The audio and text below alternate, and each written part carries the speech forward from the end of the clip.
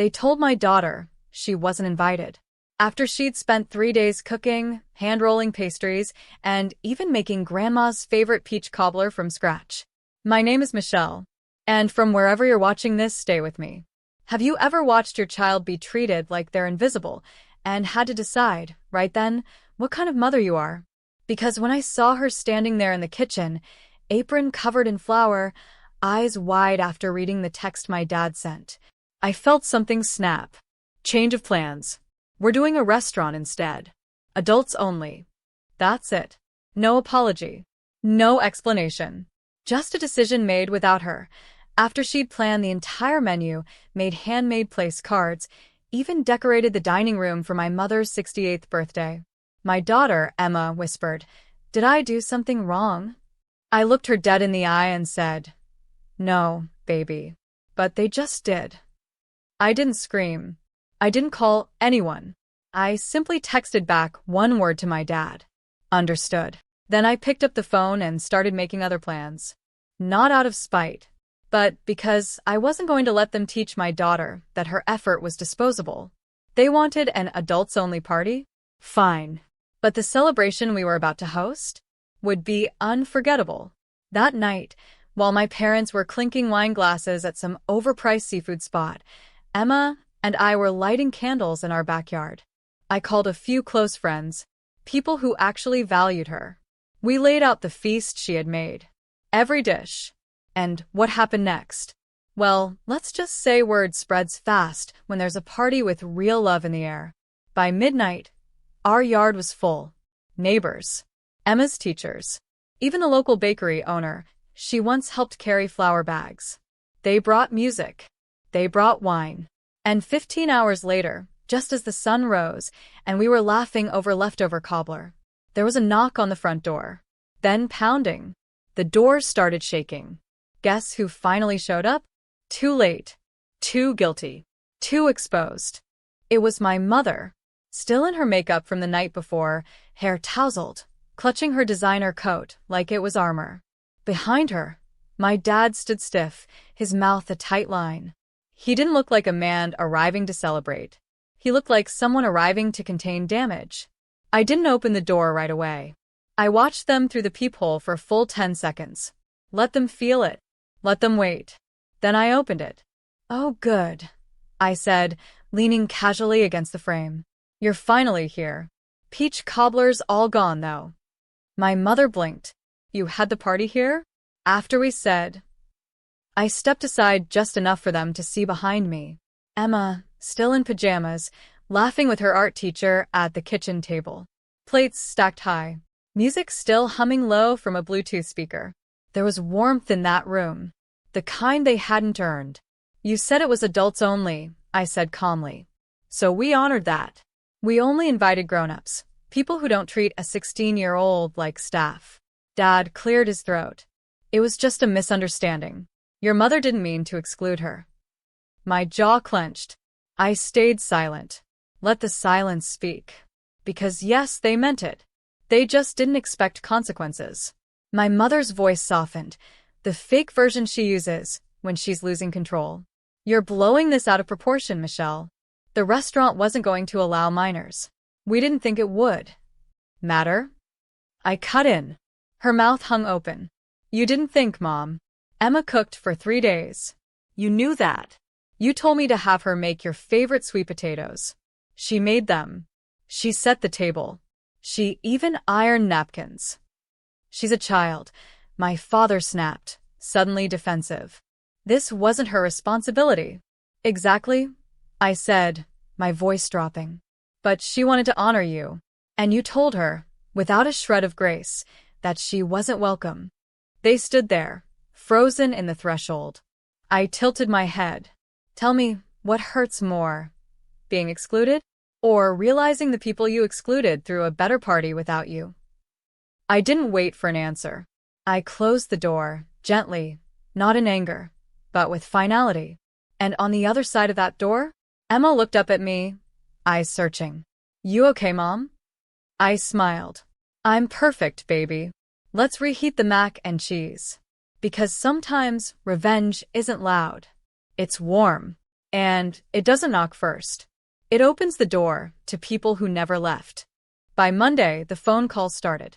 First my aunt, then my cousin, then the real kicker, a voicemail from my dad that began with, "This family has always respected tradition." I listened with the same care I'd give a junk mail ad, because now I saw it clearly. Their definition of tradition meant compliance. Politeness over truth. Image over impact. Emma came home from school holding it together, barely. "Grandma did look at me in the hallway," she said quietly. She turned away like I wasn't there. My heart twisted. This wasn't just about a birthday party anymore. It was about the pattern. The way they dismissed anyone who didn't fit their mold. Emma, with her bold spirit, her love of baking, her neurodivergent brilliance they never tried to understand, she was a reminder of everything they couldn't control. And they punished her with silence. I sat her down that night and pulled out a stack of photo albums. Page after page, birthdays, Easters, anniversaries. Do you know what I noticed? Emma was in the photos, but never celebrated in them. Always helping. Never the guest of honor. "I used to think I just didn't like parties," she said, tracing a picture with her finger. "But maybe I just didn't like their parties." My throat tightened. "They don't get to decide your worth," I whispered. "And they definitely don't get to silence your joy." She gave me a small nod, but I could see it. Something had cracked. A piece of her childhood belief that family always means safe. And I knew, as her mother, I had two options.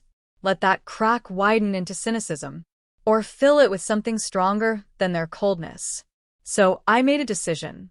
We were going to throw another party. This time for Emma. No occasion, no permission, no formal RSVP. Just a celebration of her existence. I booked the community center. I called her favorite local band. I even ordered a custom cake with one word written in gold. Scene. And when I posted the invitation online, I didn't tag anyone from my family. But word travels fast in a small town. The same people who uninvited her were now wondering why the whole town was suddenly RSVPing yes to the one party where their names weren't even mentioned. And that silence was starting to burn. The day of Emma's celebration, I watched her walk into the community center wearing a soft gold dress she'd picked herself. She looked radiant. Not in the polished way my family admired, no. She glowed from the inside out. Every guest who entered brought something: cookies, handmade cards, even flowers from their own gardens. People who'd seen her grow up. People who remembered when she donated her lemonade stand money to rebuild a neighbor's porch after a storm. She wasn't just invited that day. She was honored. And yet, there was one table in the far corner. Empty. Reserved for someone who probably wouldn't come. But I left it there anyway. A symbolic space. Around 5 p.m., as the music swelled and Emma laughed in a circle of friends, I noticed a familiar luxury car slow roll through the parking lot. It didn't park. Didn't even stop fully. Just hovered. And then pulled away. My father. He couldn't even bring himself to come inside. He just watched. Maybe it was guilt. Maybe it was fear of accountability. But what it looked like was cowardice. Inside, I didn't let it touch our energy. Emma was mid-speech. Yes, she made one herself, thanking people for believing in me, even when I forgot how to believe in myself. I bit my lip to keep from crying. And then, the crowd parted. My sister, Megan, stepped in. Late, unsure, holding something wrapped in paper. Emma stiffened. They hadn't spoken in almost a year. Megan had always been the golden niece. The one who got the family look and knew how to stay on script. But right then she looked different. Small.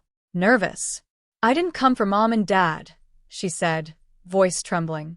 "I came for her." She handed Emma the wrapped package. Inside, a framed photo of them as toddlers, baking cookies in Grandma's kitchen. "I was too scared to stand up for you," Megan said softly. "But I'm here now." The room stilled. Emma blinked fast, tears rising. "Thank you," she whispered. Megan reached for her hand, and the two of them, so different, yet bound by blood and 1,000 silences, stood together under the string lights. Later that night, Megan pulled me aside. You know Dad's been talking to a lawyer, right? I blinked. About what? She looked down. He's rewriting his will. But don't worry, that ship might have already sunk. I didn't ask more. Because I knew then. The ripples of our quiet stand were reaching shores they never imagined. It started with a knock. 15 hours after the party ended, just as I was cleaning up leftover decorations and rinsing dishes, the door started shaking like someone was desperate to break through. I opened it slowly. My mother stood there, tight-lipped, eyes rimmed red, still dressed like she'd come from church, except her hands were shaking and she wasn't holding her Bible. "We need to talk," she said. No hello, no apology, just entitlement wrapped in pearls and perfume. I didn't move. I simply folded my arms. "You made a spectacle," she hissed. "Posting photos, inviting people outsiders, and making your father look like a monster." I held her gaze. He did that himself when he texted a child that she wasn't welcome. She flinched, but only for a second. "I raised you better than this," she snapped. "No," I said, voice steady. "You raised me to smile through mistreatment. You raised me to value appearances over people. You didn't raise me to protect. You raised me to perform." Her breath caught. "You think that party makes you a better parent?" "No," I replied. "Emma does. The way she holds space for others, the way she forgives, the way she still hoped you'd show up, even after you erased her. That's what makes me proud." She didn't speak. For the first time, she looked uncertain. Then, she took a trembling breath. "Your father's rewriting this state. He's hurt. And he's angry." I almost laughed. "So, this isn't a visit. It's a warning." She didn't deny it. She just looked past me into the house. "You're making a mistake. He won't change his mind." I stepped forward and gently closed the door halfway. "I'm not asking him to. Let him keep the inheritance. Let him clutch it like it buys him absolution. I don't want it." Her eyes widened. "You're throwing away millions over a child's feelings?" "No," I said calmly. "I'm protecting my daughter's soul. You taught me the cost of neglect. I'm teaching her the value of worth." And then I shut the door. Behind it, my hands were trembling. But inside me, there was no doubt.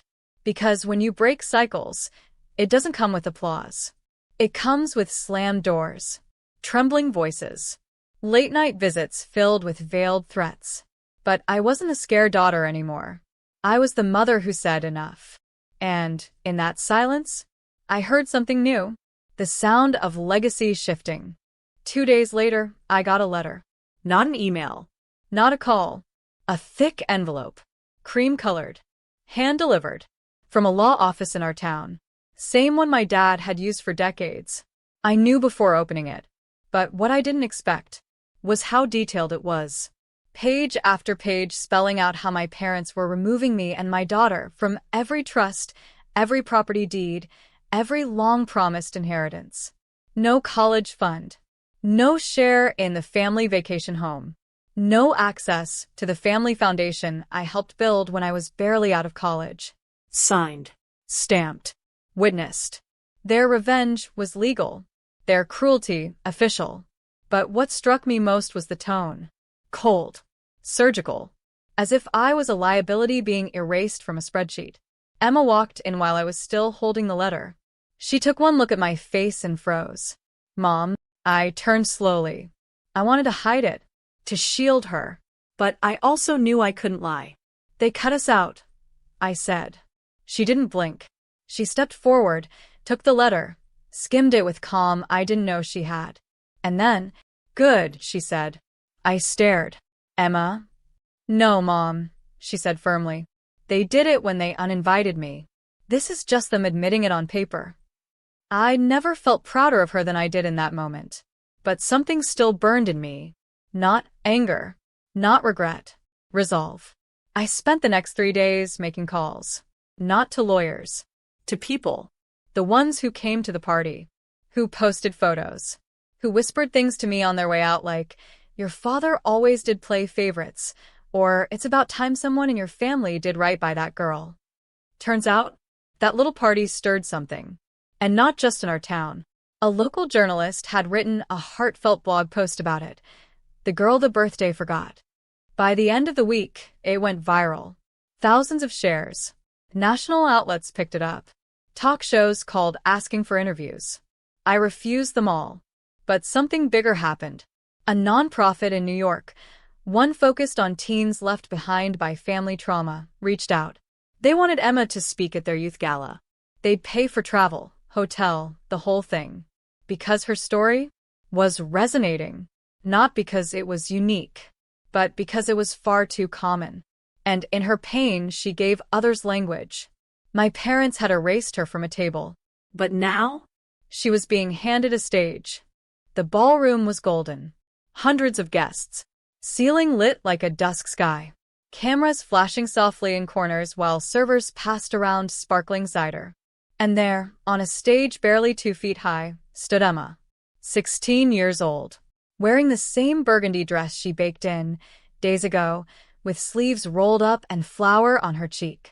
Except now her back was straight, her voice clear. She told a story without bitterness. Not once did she mention my parents' names. She simply said, I cooked for people who said they loved me. Then they said, I wasn't invited. And it hurt. But something surprising happened. Strangers showed up instead. People who saw me, ate with me, danced with me. And I realized, maybe love isn't about blood. Maybe it's about who pulls up a chair when everyone else walks away. The room was silent. Not politely, but reverently. Then someone stood and clapped. Then another.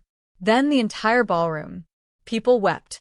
A senator's wife whispered to me in the lobby, she's what this country needs more of. Back at the hotel, Emma collapsed on the bed, laughing nervously. Was that okay? I held her face in my hands. You just turned pain into power, baby. That was more than okay. The next morning things changed. Not publicly, but intimately. I got a message from my brother. The one who had always stayed quiet. Who watched from the sidelines while I got passed over, silenced, shamed for standing up. He wrote, I saw the video. I had no idea. I'm sorry I didn't stand up sooner. Mom and Dad are furious. But honestly, they should be. He told me something else, too. That my parents were scrambling. That board members of the family foundation were concerned about their public image. That a few were even threatening to step down if things didn't change. Apparently, the optics of cutting out your granddaughter after a viral teen speech doesn't sit well with donors. Still, I wasn't interested in vengeance. I didn't need them to grovel. Didn't need the money back. Didn't need fake apologies. What I needed was already here. My daughter. Braver than I ever was at 16. Loved not by obligation but by choice. And as we boarded the plane back home, she leaned her head on my shoulder and whispered, I think I want to start something for other girls like me. That's when I knew this story wasn't about a party. It was about a spark. One they tried to blow out and only made brighter. It started with a name. Emma came into my room one night with a sketch pad clutched to her chest. She said, I want to call it the Table Project. I blinked. The what? She grinned. You know, for girls like me. Girls who got left out. I want to build a space for them. Real tables. Virtual ones. Where they always have a seat. I sat there stunned. All I'd wanted was to protect her. But somehow, through all the pain, she had found purpose. We launched a small website. No fancy PR. No big budget. Just a few words. Everyone deserves a seat. And if they don't give you one, we'll build you a table. Within days, donations poured in. Not from celebrities. Not from corporations. From single moms. From teachers. From grandmothers who said, this reminds me of what they did to my daughter. A local community center offered free space. A bakery donated food for our first event. The same one that delivered that chocolate cake to our tiny, defiant dinner party.